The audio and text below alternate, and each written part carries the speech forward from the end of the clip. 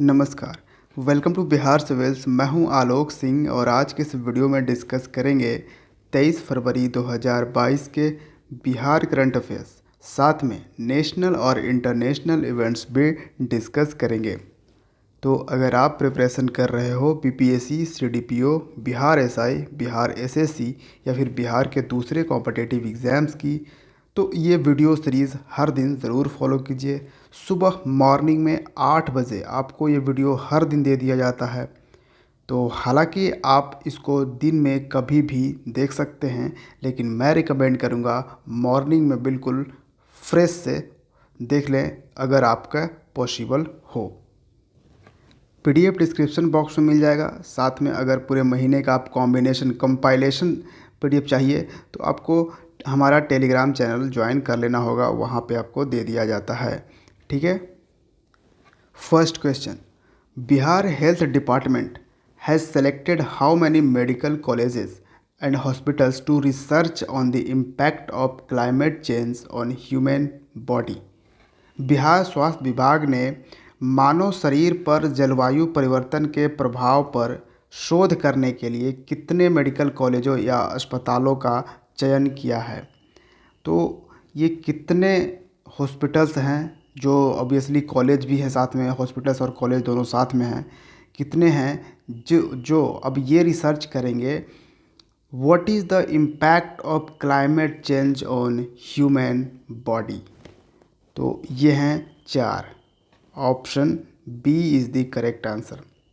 देखिए प्रॉब्लम क्या है ना, आप आजकल खुद ये एक्सपीरियंस करते होगे, खुद फील करते होगे कि अगर ठंडा है तो बहुत ज़्यादा ठंडा हो रहा है, गर्मी है तो बहुत ज़्यादा गर्मी हो रहा है, बरसात है तो बहुत ज़्यादा बारिश हो रही है। मतलब जो क्लाइमेट है उसका एक बड़ा इम्पैक्ट हो रहा है। क्लाइमेट चेंज इस तरह से हो रहा है कि कुछ बहुत ही ज़्यादा त्रासदी हो रहा है, बहुत ही हार्ड हो रहा है चीज़ें।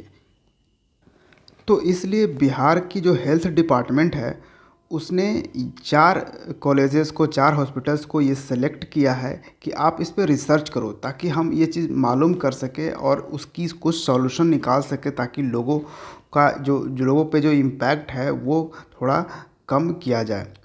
और ये 4 जो हॉस्पिटल्स हैं या फिर मेडिकल कॉलेज है, मतलब hospitals as well as medical college भी हैं, वो कौन कौन से हैं।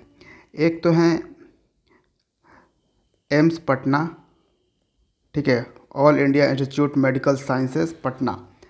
दूसरा है IGIMS Patna, Indira Gandhi institute of medical sciences. और तीसरा है PMCH Patna medical college and hospital. और चौथा कौन सा है, NMCH Nalanda medical college and hospital. ठीक है। तो बिहार की हेल्थ डिपार्टमेंट ने इन चारों हॉस्पिटल्स को सेलेक्ट किया है। बिहार में हेल्थ मिनिस्टर कौन है, मंगल पांडे। और यूनियन सेंटर में हेल्थ मिनिस्टर कौन है,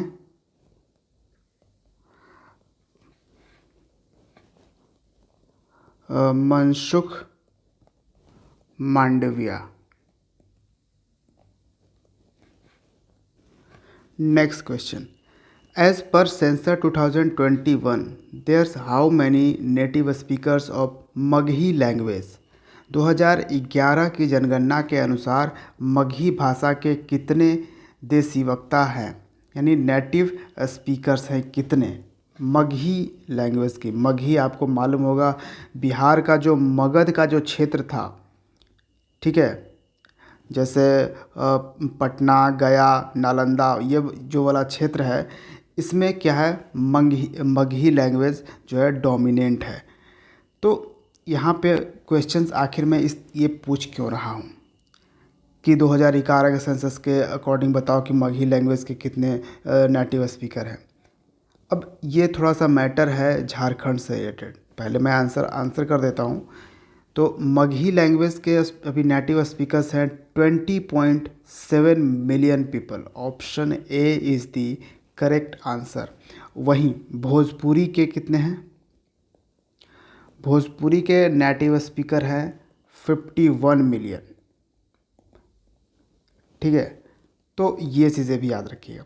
अब हमने मगही और भोजपुरी को क्यों मेंशन किया, तो देखिए बात है झारखंड की, ठीक है। झारखंड गवर्नमेंट ने क्या किया कि दो लैंग्वेजेस को रीजनल लैंग्वेजेस के कैटेगरी से रिमूव कर दिया, और वो दो लैंग्वेज थी मगही और भोजपुरी। अब ये मैटर क्या था, एक्चुअली देखिए मैटर था झारखंड एसएससी, ठीक है। झारखंड एसएससी का जो थर्ड कैटेगरी थर्ड का एग्ज़ाम है, ठीक है। इस एग्ज़ाम जो एग्ज़ाम है इसको तीन पेपर्स में ये एग्ज़ाम लिए जाते हैं। पेपर 1, 2 और 3 में। पेपर 1 में जो है उसमें तो पूछा जाता है हिंदी और इंग्लिश, जिसमें 30 मार्क्स लाने होते हैं, क्वालिफाइंग मार्क्स होता है। मुद्दा मेन है सेकंड पेपर का। सेकंड पेपर में क्या मेंशन है सिलेबस, कि जो भी वहाँ के ट्राइबल और वहाँ के जो रीजनल लैंग्वेज होंगे उसका एग्ज़ाम लिया जाएगा, ठीक है। उसमें सब, और इस ट्राइबल और रीजनल लैंग्वेजेस कितने हैं, तो उस नोटिफिकेशन में जो झारखंड गवर्नमेंट है उसने अपने नोटिफिकेशन में 12 लैंग्वेज ही बस मेंशन कर रखा है, और जो दो और लैंग्वेज थी यानी मगही और भोजपुरी थी उसको कर दिया है रिमूव। और ये कहाँ पे किया गया, क्या पूरे झारखंड में नहीं, झारखंड के और भी जो ज़िले हैं, जो जगह हैं वहाँ पे हैं, वो डोमिनेंट हैं, लेकिन दो जगहों पे ये किया गया है मेनली। कहाँ कहाँ, एक तो है बोकारो और धनबाद, तो इसलिए ये बात न्यूज़ में थी। और बोकारो और धनबाद में काफ़ी मगही और ये भोजपुरी स्पीकिंग लोग रहते हैं यहाँ पे, आपको मालूम है। यहाँ तक कि मेरे ही रिलेटिव से अगर पूछो तो मेरे ही रिलेटिव से 20-25 लोग बोकारो और धनबाद में मिल जाएंगे, ठीक है। तो वो मगही हैं बिल्कुल, जी हाँ, मैं मगही से बिलोंग करता हूँ। मेरा मदर लैंग्वेज मगही है, मैंने पोल भी किया था आपको पूछने के लिए, ठीक है। तो यहाँ पर यही प्रॉब्लम हो रही है, क्योंकि यहाँ पे सरकार थोड़ा सा, समझ रहे हो, पॉलिटिक्स, वो ट्राइबल लोगों को थोड़ा सा वो देना चाहती है इससे। और जहाँ जो वो भोजपुरी और मगही स्पीकिंग लोग हैं उनके लिए ये प्रॉब्लम हो जाएगी, ठीक है। तो ये मामला रहा है। चीफ मिनिस्टर कौन है झारखंड के, हेमंत सोरेन, ठीक है, जो कि झारखंड मुक्ति मोर्चा पार्टी से बिलोंग करते हैं। और यहाँ के गवर्नर कौन है, Ramesh Bais. Next question, PM Modi unveiled Asia's biggest Gobardhan bio CNG plant in which city. PM Modi ने एशिया के सबसे बड़े गोबर्धन बायो सीएनजी प्लांट का अनावरण किया है, कहाँ पे, ये किया गया है इंदौर में। Option A is the correct answer. ये एशिया का सबसे बड़ा गोबर्धन बायो सीएनजी यानी कि कंप्रेस्ड नेचुरल गैस का ये प्लांट यहाँ पे लगाया गया है। इसका कैपेसिटी कितना होगा, 550 टन तो इसकी कैपेसिटी होगी। कॉस्ट आया है करीबन 150 करोड़ रुपीस, ठीक है, 150 करोड़ रुपीज़ आएंगे। और कितना प्रोड्यूस करेगा सीएनजी पर डे, जो कंप्रेस्ड नेचुरल गैस यहाँ पे कितने प्रोड्यूस होंगे पर डे, 17,000 केजी, ठीक है।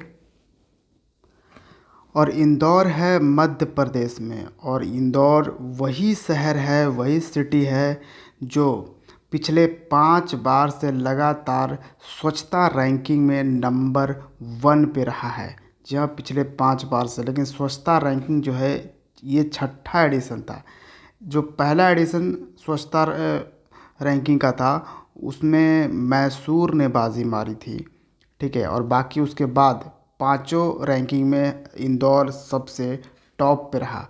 और इस बार का जो स्वच्छता रैंकिंग आया था लास्ट, उस स्वच्छता रैंकिंग में पटना 44 बहुत ही ख़राब था, ठीक है। सॉरी 44 था, कितने में, 48 सिटीज़ में 44 था। गंगा किनारे वाले शहरों में मुंगेर बिहार का सबसे टॉप था, यानी सेकंड पोजीशन था मुंगेर का। वैसे कहा जाए कि बिहार का सबसे स्वच्छ शहर कौन है, तो वो आपको गया है। ठीक है, हालांकि इसका भी रैंकिंग ओवरऑल बहुत ही ख़राब है, लेकिन सबसे स्वच्छ आपको गया मिलेगा। पटना से भी एक्चुअली वहाँ गया है। गंगा किनारे वाले में सबसे स्वच्छ मुंगेर मिलेगा। ठीक है, और फर्स्ट पे कौन है गंगा किनारे वाले शहरों में? वाराणसी, उत्तर प्रदेश का। Which city will host international Olympic committee session in 2023? तो 2023 में कौन सा शहर अंतर्राष्ट्रीय ओलंपिक समिति सत्र की मेज़बानी करेगा? तो ये कौन सा शहर है? ये शहर है, भारत का शहर है Mumbai. Option D is the correct answer. तो देखिए, भारत ये जो इंटरनेशनल ओलंपिक कमेटी सेशन है जो होगी, ये एक तरह से मीटिंग कहिए। ठीक है, वो जो मीटिंग होगी, ठीक है, इंटरनेशनल ओलंपिक कमेटी की, ये मीटिंग भारत 40 साल के बाद कर रहा है इसकी होस्टिंग। कितने? 40 साल के बाद। लास्ट जो हमने किया था वो 1983 में ही इसकी होस्टिंग करी थी, और अब 2023 में भारत इसकी होस्टिंग करेगा इंटरनेशनल ओलंपिक कमेटी सेशन की। अब आप पूछोगे क्या ओलंपिक्स भारत में होंगे? क्या भारत ओलंपिक होस्ट करेगा? तो देखिए, फ़िलहाल तो नहीं होंगे, क्योंकि फ़िलहाल तो सारे कुछ बुक्ड हैं। करीबन 32 तक तो सब कुछ बुकड हैं। तो 2032 तक सारे बुकड हैं कि कौन कौन से देश में ये सारे होने वाले हैं। ठीक है, देखिए 2020 का जो ओलंपिक्स था वो टोक्यो में हुआ, जापान में हुआ। ठीक है, 2021 में हुआ था ड्यू टू कोविड। फिर जो अगला 2024 का जो समर ओलंपिक्स है वो कहाँ पे होने वाला है? तो ये फ्रांस में होने वाला है, पेरिस में। ठीक है, 2024 का। फिर 2028 ये कहाँ पे होगा? लॉस एंजलिस, यूएस में होगा, लॉस एंजलिस। फिर 2032 का भी बुकड है, वो ब्रिस्बेन में होगा। ठीक है, और तो ये चीज़ें हैं कि 2032 तक पूरा बुकड है। तो इधर तो ऑब्वियसली होगा, लेकिन हाँ, ये चांस बन सकता है कि इन फ्यूचर इंडिया भी होस्ट कर सकता है ओलंपिक्स को। ठीक है, इस मीटिंग में कुछ ऐसा चीज़ें होने की संभावना हो सकती है। और 2022 में विंटर ओलंपिक आपको पता होगा बीजिंग में हो रहा है। ठीक है, बीजिंग जो है चाइना में। तो जो विंटर ओलंपिक्स है उसमें बहुत कम पार्टिसिपेट करता है, और बीजिंग ओलंपिक्स में जो भी विंटर ओलंपिक है उसको थोड़ा सा लोग कम वो देता है। लेकिन जो समर ओलंपिक होता है ना, उसको ज़्यादा लोग ये प्रायोरिटी देता है। और एक चीज़, मुंबई में ये होगा इंटरनेशनल ओलंपिक कमेटी का सेशन। कहाँ पे? जियो वर्ल्ड कन्वेंशन सेंटर, जहाँ इसमें जो नीता अंबानी हैं इनका खास रोल रहने वाला है इस सेशन में, क्योंकि वो भारत की तरफ से रिप्रेजेंटेटिव होंगी इस सेशन में। Next question, who has been appointed as the brand ambassador of Adidas? Adidas के ब्रांड एम्बेसडर के रूप में किसे नियुक्त किया गया है?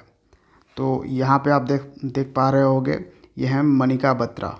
Option C is the correct answer. Manika Batra एक काफ़ी फेमस टेनिस प्लेयर हैं, इंडियन टेनिस प्लेयर। ठीक है, और यहाँ पे आप देख पाओगे एडिडास का लोगो।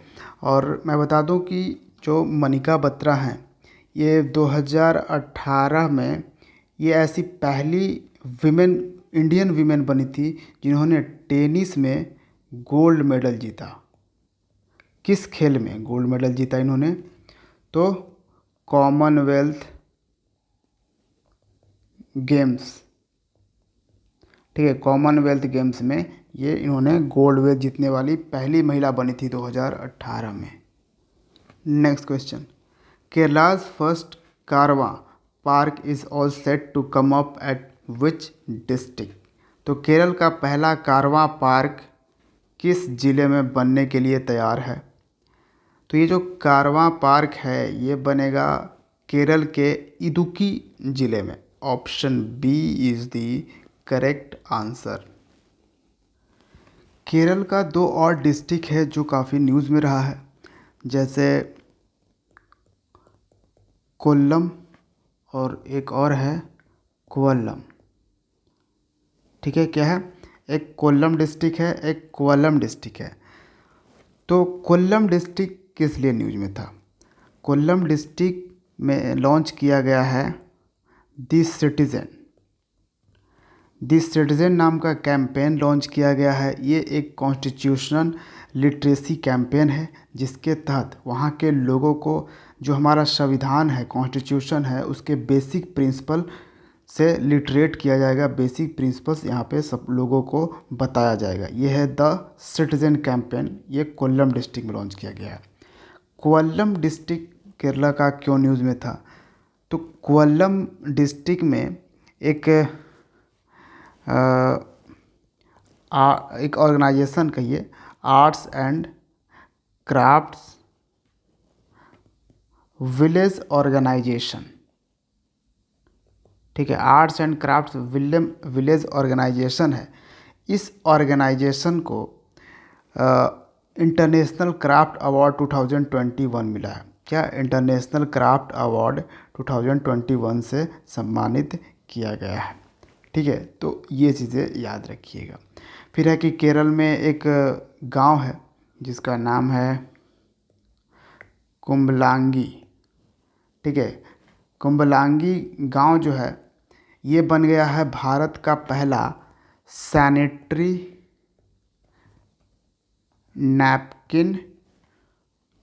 Napkin free village. तो ये भी याद रखिएगा। विलेज की बात आई है तो एक विलेज है जेरी हैमलेट। ये जम्मू कश्मीर के रईसी डिस्ट्रिक्ट में ये विलेज है। इस विलेज को डिक्लेयर किया गया है मिल्क विलेज। ये भारत का पहला मिल्क विलेज है। जहाँ तक बात मिल्क की कर रहे हैं तो मिल्क मैन ऑफ इंडिया किसे कहते हैं, वर्गीस कुरियन को अमूल दूध के फाउंडर वर्गीस कुरियन। ठीक है, तो ये याद रखिएगा। और फादर ऑफ वाइट रेवोल्यूशन भी बोला जाता है वर्गीस कुरियन को। Next question, eastern bridge 6 is bilateral air exercise has been organized between India and which country. Eastern bridge 6 द्विपक्षीय हवाई अभ्यास भारत और किस देश के बीच आयोजित किया गया है। ये किया गया है भारत और ओमान के बीच। Option C is the correct answer. और ये कहाँ पे कंडक्ट होगा ये एक्सरसाइज, ईस्टर्न ब्रिज। तो ईस्टर्न ब्रिज एक्सरसाइज जो है वो जोधपुर एयरबेस पे होगा। और जोधपुर कहाँ पे है, ये है राजस्थान में। ठीक है, राजस्थान का हाल ही में राजस्थान को 4th टाइगर रिजर्व मिला है जो है रामगढ़ विषधारी टाइगर रिजर्व। राजस्थान में ही जो BSF है, बॉर्डर सिक्योरिटी फोर्स, उसने लॉन्च किया था एक ऑपरेशन सर्द हवा। ठीक है, ओमान के साथ इंडिया एक और एक्सरसाइज करता है अल नगाह। ये भी मिलिट्री एक्सरसाइज ही है। ठीक है, जैर अल बहार, ये जो इससे कंफ्यूज नहीं होइएगा, जैल अल बहार जो है ये भारत करता है कतर के साथ। Next, when is international mother language day observed. अंतर्राष्ट्रीय मातृभाषा दिवस कब मनाया जाता है। तो इंटरनेशनल मदर लैंग्वेज डे हम मनाते हैं 21 फरवरी को। Option A is the correct answer. तो इंटरनेशनल मदर लैंग्वेज डे जो है, इसकी शुरुआत यानी कि इनिशिएट किसने किया था? बांग्लादेश ने इसको इनिशिएट किया था, लेकिन इसको अप्रूवल किसने दिया? अप्रूव किया था यूनेस्को ने। कब? 1999 में। कि चलो ठीक है, इंटरनेशनल मदर लैंग्वेज डे हम ऑब्ज़र्व करते हैं 21 फरवरी को, ठीक है। और सबसे पहले ये 99 में तो अप्रूवल मिली, फिर 2000 ईस्वी में ये किया गया इसको अप्रूव, ठीक है। यानी 2000 ईस्वी में ये पहली बार ये मनाया गया। इस साल यानी 2022 का थीम क्या है? Using technology for multilingual learning.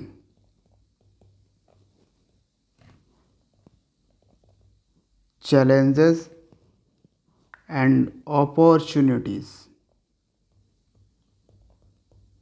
ठीक है। Using technology for multilingual learning, challenges and opportunities, ये रहा थीम 2022 का। Next, which country become world's top ranked T20 team in latest ICC T20 team rankings? नवीनतम ICC T20 टीम रैंकिंग में कौन सा देश विश्व की शीर्ष रैंकिंग वाली T20 टीम बन गई है? तो T20 टीम अब टॉप रैंक्ड में कौन से देश का है? तो ये हो गया Bharat, India. Option D is the correct answer. हालांकि इंग्लैंड की भी जो रेटिंग है वो भारत इतना ही है, सेम है, लेकिन इंग्लैंड का पॉइंट कम है, ठीक है। इसलिए ये सेकंड पोजीशन पे है इंग्लैंड, और फर्स्ट पोजीशन पे है कौन? तो इंडिया। और थर्ड पे कौन आता है? Pakistan. Who has been awarded with the Business Leader of the Year award at Urja Award 2022?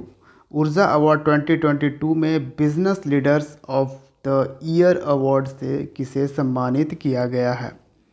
तो ये हैं Yohan Poonawalla. Option C is the correct answer. Yohan Poonawalla जो हैं वो पूनावाला ग्रुप ऑफ कंपनीज़ के मालिक हैं। Yohan Poonawalla, don't confuse with the Adar Poonawalla. Adar Poonawalla is completely different from the Yohan Poonawalla. Adar Poonawalla CEO and chairman हैं जो सीरम इंस्टीट्यूट ऑफ इंडिया जो है, सीरम इंस्टीट्यूट ऑफ इंडिया, जिसके थ्रू ये जो कोविशील्ड वैक्सीन बनाया गया था, इसी में इसका प्रोडक्शन हुआ है। सीरम इंस्टीट्यूट ऑफ इंडिया जो आपको मिलेगा पुणे में, इसके चेयरमैन है आधार पूनावाला। लेकिन आधार पूनावाला बिल्कुल कम्प्लीटली डिफरेंट है योहान पूनावाला से, ठीक है। योहान से मुझे याद आ रहा है एक काफ़ी वायरल सिंगर है हाल ही में, यूहानी जो कि एक श्रीलंकन सिंगर हैं, ठीक है। श्रीलंका की ये सिंगर है, लेकिन इसका एक सॉन्ग है जो भारत में काफ़ी ज़्यादा फेमस हुआ था, यूहानी का। Next question, who has been conferred with Hilal Pakistan, the second highest civilian honour of Pakistan? Pakistan के दूसरे सर्वोच्च नागरिक सम्मान हिलाल पाकिस्तान से किसे सम्मानित किया गया है? तो ये सम्मानित किया गया है बिल गेट्स को। Option D is the correct answer. Bill Gates वही जो माइक्रोसॉफ्ट कंपनी के मालिक हैं, फाउंडर हैं। देखिए, पाकिस्तान हिलाल पाकिस्तान इसका जो सेकंड हाईएस्ट ऑनर है उसको बिल गेट्स को इसलिए दिया गया है क्योंकि इन्होंने काफ़ी कुछ मदद की है पाकिस्तान गवर्नमेंट को पोलियो को इरेडिकेट करने में। पाकिस्तान में पोलियो को इरेडिकेट करने में, लेकिन मैं आपको बता दूं, पाकिस्तान में आज भी 2022 में भी पोलियो इरेडिकेट नहीं हुआ है, जबकि भारत में पोलियो को कम्प्लीटली इरेडिकेट कर दिया गया है 2011 में ही। 2011 के बाद कोई पोलियो के केसेस नहीं हैं। लेकिन पाकिस्तान में क्योंकि जो इंजेक्शन वगैरह है, पोलियो के ड्रॉप्स वगैरह हैं, ये सब लेने से लोग बहुत इनकार करते हैं। वहाँ बहुत ही जो एक सुपर नेचुरल बातें फैली हुई रहती है वहाँ पे, बहुत ज़बरदस्ती कितनी तो जो पोलियो ड्रॉप देने जाती है जो नर्सेज, उसको मार दिया जाता है पाकिस्तान में। ऐसे हालात हैं। तो पाकिस्तान में आज भी पोलियो एग्जिस्ट करता है और डर यही रहता है, क्योंकि पाकिस्तान बिल्कुल हमारा पड़ोसी है, तो डर यही रहता है कि ये जो पोलियो वायरस है, पोलियो जो होता है वो पोलियो वायरस के कारण होता है, तो वो वायरस फिर से ना भारत में चला, क्योंकि भारत ने 2021 में ही 2011 में ही कम्प्लीटली इरेडिकेट कर दिया है पोलियो को। नेक्स्ट एंड आज का last question, who has been named as the director of SBI state bank of India board. ठीक है, क्या है? SBI बोर्ड के डायरेक्टर, SBI बोर्ड के निदेशक के रूप में किसे नामित किया गया है? तो ये कौन है? Sanjay Malhotra. Option D is the correct answer. यहाँ पे कंफ्यूज नहीं होना है, SBI बोर्ड की बात करी गई है, SBI चेयरमैन की बात नहीं करी गई। अब अगर आपसे पूछा जाए कि स्टेट बैंक ऑफ इंडिया के चेयरमैन बताओ, तो वो कौन है प्रेजेंट में? वो हैं रजनीश? नहीं, उनके जगह पे अब आ चुके हैं दिनेश कुमार खरा। ठीक है, दिनेश कुमार खरा हैं अब अभी chairman of SBI state bank of India. और इस तरह से मैं हर PDF में आपको आंसर्स दे देता हूँ। तो वीडियो को लाइक करके जाइएगा। Thank you for watching Bihar civil. See you in the next video. जय हिंद।